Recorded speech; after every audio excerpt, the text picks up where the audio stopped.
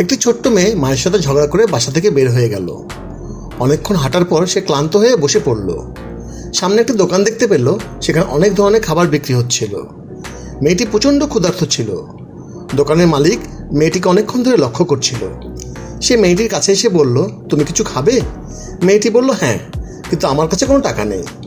দোকানের মালিক বলল, তোমাকে কোনো টাকা দিতে হবে না। মেয়েটি বার্গারে একটি কামড় দিয়ে কেঁদে ফেলল। সে বলল, তুমি আমাকে চেনো না, তারপরেও তুমি আমাকে খাবার দিয়েছো, তোমাকে অনেক ধন্যবাদ। আর আমার মা আমার সাথে ঝগড়া করে আমাকে বাসা থেকে বের করে দিয়েছে।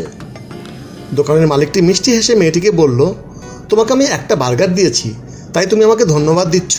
আর তোমার মা তোমাকে 10 বছর ধরে কষ্ট করে তোমাকে কত কিছু রান্না করে খাওয়ায়, তুমি কেন তার সাথে ঝগড়া করেছো?